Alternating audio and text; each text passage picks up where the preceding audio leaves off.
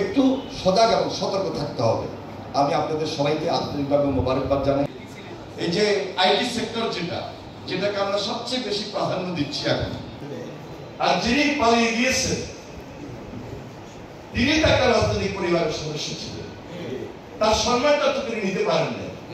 তিনি বিদায় হয়েছে, তিনি গণশত্রুতে পরিণত হয়েছেন, তিনি জনশত্রুতে পরিণত হয়েছেন। কেন? কি কারণে?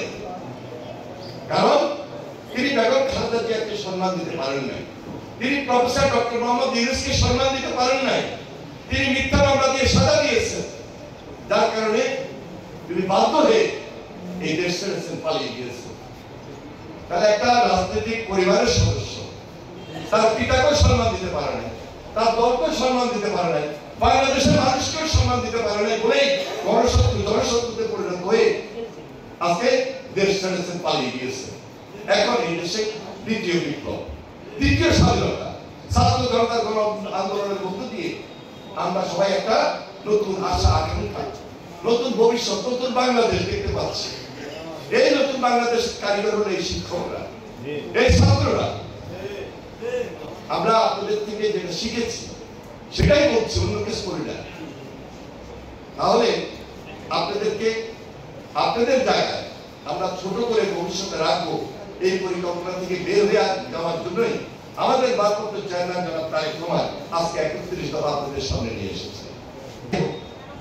আমরা সবাই নতুন বাংলাদেশ গড়ার জন্য আজকে উঠে পড়ে লেগেছি, এটা আমাদের চ্যালেঞ্জ। বিগত আন্দোলন সংগ্রামে যারা শহীদ হয়েছে তাদেরকে আমরা স্মরণ করছি, শ্রদ্ধা করে স্মরণ করছি।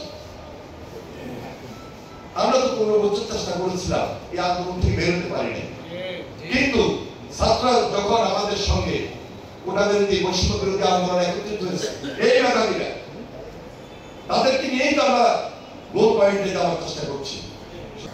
কোনোভাবেই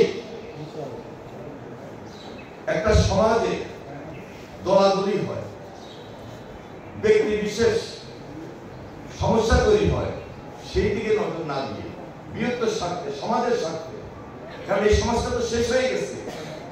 বিগত 14, 15, 16 বছর এই সমাজটা ভেঙে চলে গেছে, খান হয়ে গেছে, নষ্ট করে দেওয়া হয়েছে। এই সমাজকে আবার নতুন করে গড়তে হবে, আর গড়ার কারিগর কিন্তু আপনারা বলতে আপনি এককভাবে নয়, আপনি সমষ্টিগত।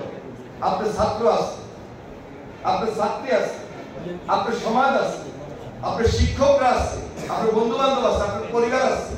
এইটা আমাদের মা বোনেরা এখানে উপস্থিত। এই বাংলাদেশের ভবিষ্যতে হারিয়ে যাওয়া যে গণতন্ত্র, এই গণতন্ত্রের দিনকে শক্তিশালী করে একটা জনগণের সরকার প্রতিষ্ঠা করার জন্য লড়াই করা, আবার সংগ্রাম করা। যতদিন পর্যন্ত সে অবস্থানকে নিশ্চিত না করতে পারবো, ততদিন পর্যন্ত আমরা দুর্বল জাতি হিসাবে থাকবো। ইন্টারিয়র গভর্নমেন্ট, এই গভর্নমেন্টকে আমরা সর্বাত্মক সহযোগিতা করছি, সর্বাত্মক। কোনোভাবে এই সরকারকে ফেল করতে দেওয়া যাবে না। এই সরকার যদি ফেল করে তাহলে আমার আর আপনার বিপদ আছে। এই বিপদ থেকে বের হওয়ার জন্য আমরা এক এবং ঐক্যবদ্ধ থাকি ইনশাআল্লাহ।